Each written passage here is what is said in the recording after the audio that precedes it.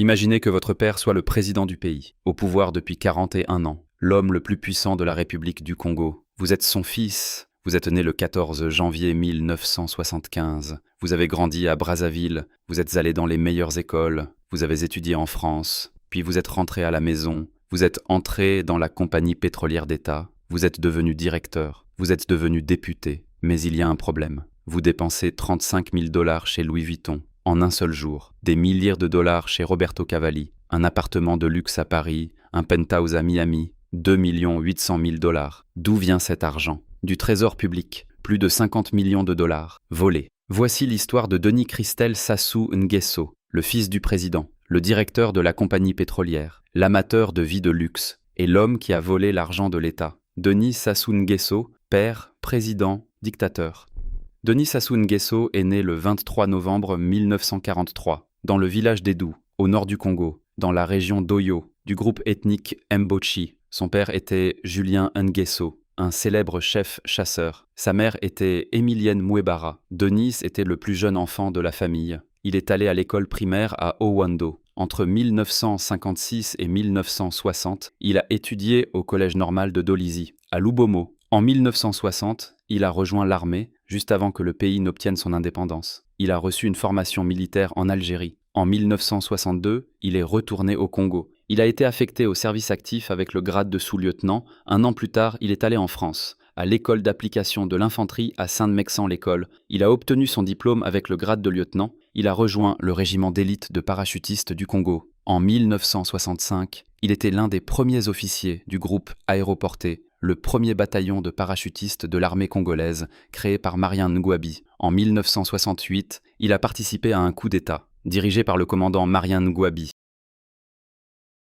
La cible était le président Deba. Sassou Nguesso était membre du Conseil national de la Révolution congolaise, établi le 5 août 1968. Le groupe a limité les pouvoirs du président. Deba a finalement démissionné le 3 septembre 1968. Ngouabi est officiellement devenu chef de l'État en janvier 1969. En décembre 1969, Sassou Nguesso a été élu membre du premier comité central du nouveau Parti congolais du travail. C'était un parti communiste, avec une doctrine marxiste-léniniste. Il était dirigé par Marien Ngouabi, en tant que président du comité central, président de la République et chef de l'État. Une nouvelle constitution a été promulguée le 30 et 1 décembre 1969. Elle a désigné le pays comme la République populaire du Congo. Le 18 mai 1973, Sassou Nguesso a été nommé directeur de la sécurité d'État. En 1980, il est devenu président. Son premier mandat a duré jusqu'en 1992, 12 ans. En 1992, des élections multipartites ont eu lieu. Sassou Nguesso a été éliminé au premier tour. Pascal Lissouba a été élu président. En 1997, une guerre civile a éclaté entre les partisans de Lissouba et ceux de Sassou Nguesso. Avec l'aide des troupes angolaises, Sassou Nguesso a gagné. Il a prêté serment en tant que président le 25 octobre 1997. La guerre s'est poursuivie jusqu'en 1999. Des milliers de personnes sont mortes. Plus de 800 000 personnes ont été déplacées. En 2002, une élection présidentielle a eu lieu. Sassou Nguesso a été réélu. En 2009, encore. En 2015, la Constitution a été modifiée pour lui permettre de se présenter pour un 3e mandat. En 2016, il a été réélu. En 2021, encore. En 2026, il est toujours président, à 82 ans. Au pouvoir depuis 41 ans. Au total, 13 ans plus 28 ans. Denis Sassou Nguesso est marié à Antoinette Sassou Nguesso. Il a beaucoup d'enfants, au moins 11, peut-être plus. Denise Christelle, Edith Lucie, Wamba, Claudia Lumbumba, Julienne, Sandrine, Ninel, Karine Emma, tous enfants du président, tous privilégiés, tous puissants. Denis Christelle Sassou Nguesso, le fils du président. Denis Christelle Sassou Nguesso est né le 14 janvier 1975, à Brazzaville, dans la capitale du Congo. Son père était alors directeur de la sécurité d'État. 5 ans plus tard, il deviendrait président. Denis Christelle a grandi dans une famille présidentielle. Il est allé dans les meilleures écoles, au lycée militaire préparatoire Général Leclerc à Brazzaville, puis en France. Il y a étudié. Les détails sont rares, mais il est certain qu'il a reçu une bonne éducation. En 2001, il a commencé sa carrière. Il a dirigé la succursale britannique de la SNPC. La SNPC, Société nationale des pétroles du Congo. la Compagnie nationale pétrolière du Congo, propriété de l'État. Elle commercialise le pétrole du Congo, une entreprise énorme,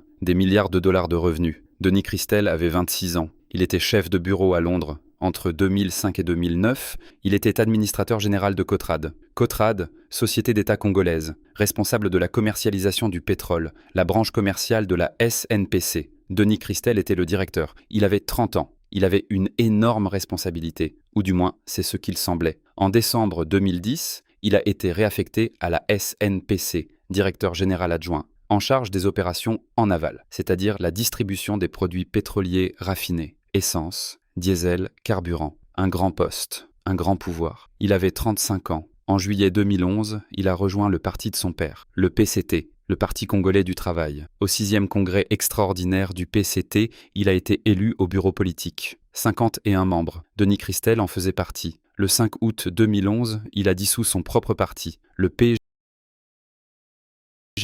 le pôle des jeunes républicains. Il a appelé tous ses membres à rejoindre immédiatement le PCT. En juillet 2012, il a été élu député à l'Assemblée nationale en tant que candidat du PCT dans la circonscription d'Oyo, dans la région de la Cuvette, dans la région natale de son père. Il a gagné au premier tour. Il a obtenu 99,88% des voix, presque 100%. Suspect, mais peu importe. Il a gagné. Le 5 septembre 2012, il était l'un des 2 plus jeunes députés. Il faisait partie du bureau d'âge traditionnel. Il a aidé Auguste Célestin Gongara Nkua, le député le plus âgé, à présider l'élection du bureau de l'Assemblée nationale. Denis Christel avait 37 ans, jeune, puissant, le fils de son père. Il y avait des spéculations. Denis Christel pourrait-il être nommé au gouvernement? Pourrait-il devenir président comme son père? Une succession dynastique, comme en Guinée équatoriale, comme en Ouganda, comme au Cameroun. Mais dans le gouvernement nommé le 25 septembre 2012, Denis Christel n'a reçu aucun poste. Déception ou stratégie? En janvier 2014, il a parlé. Il a dit qu'il n'avait pas de plan pour devenir président à la place de son père, mais il a souligné qu'en tant que citoyen congolais, il avait les mêmes devoirs, mais aussi les mêmes droits, comme tous les autres citoyens. Le sens était clair. S'il le voulait, il pourrait se présenter. S'il le voulait, il pourrait concourir. En novembre 2013, il a lancé une campagne à Oyo, des vaccinations gratuites contre le cancer du col de l'utérus pour les filles. Sa femme Danielle a fait don d'équipements ophtalmologiques à un hôpital d'Oyo en son nom. Bonne RP, bonne image. Le fils du président est dans son peuple. Vie de luxe et scandale. Mais Denis Christel avait un autre côté, un côté invisible, un côté sombre. Vie de luxe, dépenses excessives, argent de l'État, volé. En 2007, le premier scandale a éclaté. L'ONG britannique Global Witness a publié des documents. Les relevés de cartes de crédit de Denis Christel, des centaines de milliers de dollars, virés shopping à Paris, à Dubaï, à Marbella. Le 3 juin 2006, il a dépensé 10 225 € chez Louis Vuitton. En août 2006 seulement, 35 000 $. Louis Vuitton. Roberto Cavalli, marque de créateur. Global Witness a allégué que Denis Christel utilisait des fonds publics. Il était à la tête de Cotrade, la branche commerciale de la compagnie pétrolière d'État. Il avait accès à l'argent, beaucoup d'argent, et il le dépensait. Denis Christel a poursuivi Global Witness en justice à Londres pour empêcher la publication des documents. Les documents montrant ces relevés de cartes de crédit, prouvant les dépenses somptueuses de fonds publics. Le juge Stanley Burnton de la Haute Cour anglaise a rejeté la tentative de Denis Christel d'interdire la publication. Les documents étaient publics. Le scandale était révélé. En 2016, ses actifs ont été saisis en France. En 2020 aux États-Unis. En 2016 en Suisse, les actifs de son prête-nom Claude Wilfried Etoka ont également été saisis. Denis Christel était la cible d'enquêtes internationales. En 2020, les procureurs fédéraux de Miami ont intenté une action en justice contre Denis Christel Sassou Nguesso. Il était accusé d'avoir acheté en 2012 un penthouse à 900 Biscayne Bay pour 2,08 millions avec des fonds détournés. Les procureurs ont allégué que Denis Christel avait détourné des millions de dollars de la compagnie pétrolière d'État du Congo. Ils ont intenté une action pour saisir le penthouse. Ils ont parlé d'un complot international de blanchiment d'argent. Les procureurs ont allégué que Denis Christel avait dépensé 29 millions de dollars entre 2007 et 2017 pour acquérir des propriétés à Miami et Paris, pour lui-même et sa famille. La procureure adjointe américaine Adrienne Rosen a déclaré que Denis Christel pouvait exercer son influence sur l'industrie pétrolière du Congo parce qu'il était le fils du président et directeur général adjoint à la SNPC. En juillet 2023, De nouveaux documents incriminants ont été révélés.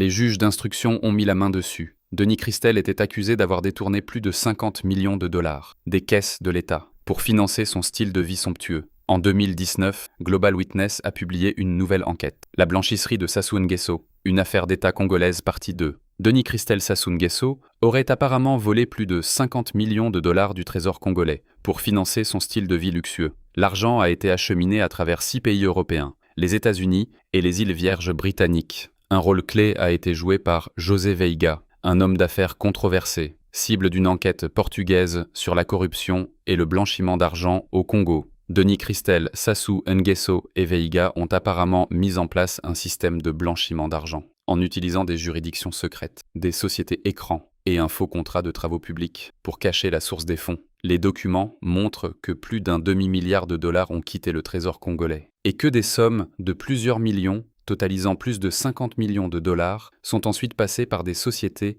au Delaware et au BVI, avant d'atteindre Chypre. Des sociétés chypriotes secrètement détenues par Denis Christel Sassou Nguesso ont reçu l'argent, et il l'a utilisé pour effectuer des paiements à des sociétés basées en Pologne, au Portugal, en Espagne et en Suisse. Mariana Abreu, militante de Global Witness, a déclaré: « Nos enquêtes sur les frères et sœurs Sassou Nguesso fournissent des preuves convaincantes qu'ils ont détourné plus de 70 millions de dollars des caisses de l'État. Les Sassou Nguesso sont connus pour profiter d'un style de vie somptueux. Étant donné les salaires relativement bas des fonctionnaires au Congo, il est très probable que les fonds pour ces dépenses extravagantes provenaient, au moins en partie, de fonds publics volés. » Les frères et sœurs, une affaire de famille. Denis Christel n'était pas seul, il avait des frères et sœurs. Eux aussi étaient impliqués dans des scandales de corruption. Claudia Sassou Nguesso, sa sœur, directrice de la communication de la présidence, députée.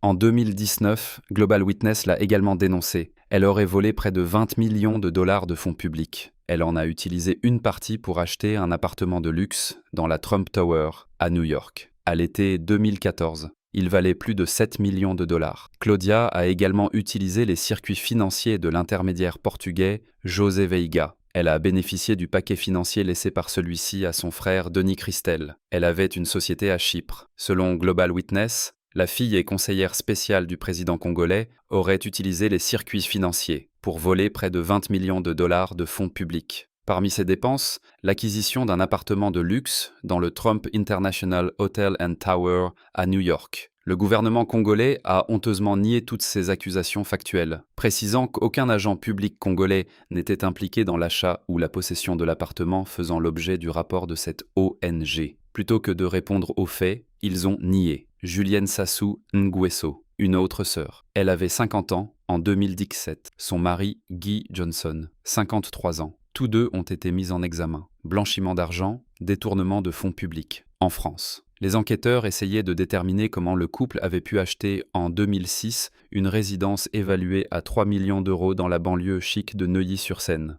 juste au nord du luxueux 16e arrondissement. Les enquêteurs pensaient que le couple aurait financé une partie du projet par le biais d'une société offshore aux Seychelles, financée par le produit de la vente d'actions détenues par Julienne Sassou Nguesso dans une société de télécommunications, qui serait liée à des opérations de corruption. Edith Lucie Bongo Ondimba, la sœur aînée, décédée en 2009. Elle était mariée au président gabonais Omar Bongo. Ils se sont mariés en 1989. Edith Lucie détenait également des actions dans cette société, ainsi qu'Omar Bongo, le défunt président du Gabon. En 2009, Omar Bongo et Edith Lucie sont tous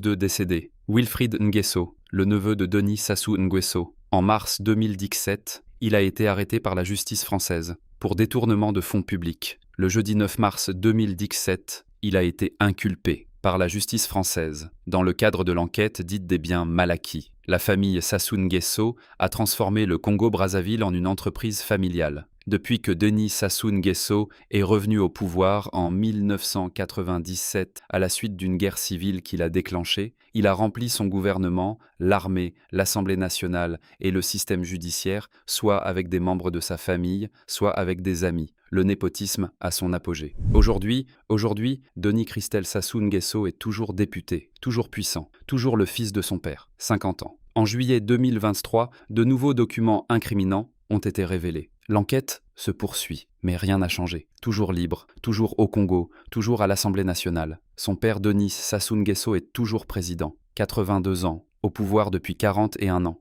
L'un des dirigeants africains les plus anciens au pouvoir. Deuxième après Paul Biya. Du Cameroun, Sassou Nguesso a été réélu en 2021. Il a obtenu 88,4% des voix. Suspect, mais il a gagné. En 2026, il est toujours en fonction. Quel est l'avenir de Denis Christel? Deviendra-t-il président? Comme son père? Y aura-t-il une succession dynastique? En 2014, il a dit non. Mais en 2026, la situation a-t-elle changé? Personne ne sait. Son père vieillit, 82 ans. Un jour, il y aura un successeur. Denis Christel est-il candidat? Peut-être, peut-être pas. Mais une chose est sûre, Denis Christel Sassou Nguesso a vécu comme le fils du président. Une vie privilégiée, une vie de luxe. Avec l'argent de l'État, plus de 50 millions de dollars. Volés, Louis Vuitton, Roberto Cavalli, Paris, Miami, Dubaï, Marbella, penthouse, résidence, vêtements de créateurs.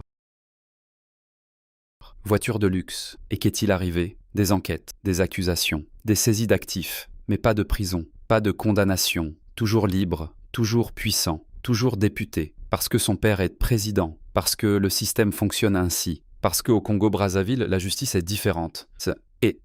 L'histoire de Denis Christel Sassou Nguesso montre le côté sombre des dynasties politiques en Afrique. Être le fils du président, accès à l'argent du pétrole, contrôle des institutions étatiques et aucune responsabilité. 50 millions de dollars volés. Il y a des documents, il y a des preuves, il y a des enquêtes, mais pas de résultats. L'enquête de Global Witness a trouvé des preuves convaincantes que les frères et sœurs Sassou Nguesso ont détourné plus de 70 millions de dollars des caisses de l'État. Denis Christel, plus de 50 millions de dollars. Claudia, près de 20 millions de dollars. Julienne, blanchiment d'argent. Edith Lucie est décédée, mais l'héritage demeure. Alors que le peuple congolais s'appauvrit, la famille Sassou Nguesso s'enrichit. Pendant que le pays est classé parmi les pays les plus pauvres du monde depuis des décennies, des milliers de membres du gouvernement congolais kleptocratique et leurs familles ont pillé le trésor public depuis le début du XXIe siècle à ce jour. Denis Christel est toujours au Congo, toujours libre, toujours député, avec sa femme Danielle. A-t-il des enfants? Pas de détails, mais il continue de vivre. L'entreprise familiale continue. La dynastie Sassou Nguesso continue. Peut-être qu'un jour la justice viendra. Peut-être qu'un jour, Denis Christel et ses frères et sœurs rendront des comptes. Peut-être qu'un jour, le peuple congolais récupérera son argent. Mais pas aujourd'hui. Aujourd'hui, Denis Christel Sassou Nguesso est toujours le fils du président. Toujours puissant, toujours intouchable. Et son histoire continue. Le 8 août 2019, Global Witness a envoyé des questions écrites à Denis Christel Sassou Nguesso, à l'avocat de José Veiga et au porte-parole du gouvernement congolais, pour demander des commentaires sur les détails et les allégations présentées dans l'enquête. Aucune réponse substantielle aux allégations qui leur ont été soumises n'a été reçue de l'une de ces parties dans le délai imparti. Ils ont également écrit aux entreprises concernées. Les détails complets des réponses reçues figurent dans le rapport. Voilà la vérité. Le silence, le déni et la corruption continuent. L'histoire de Denis Christel Sassou Nguesso n'est pas terminée. Elle s'écrit encore, chaque jour, au Congo-Brazzaville, en Afrique, dans le monde, le fils du président, l'argent du pétrole, la vie de luxe et les millions volés.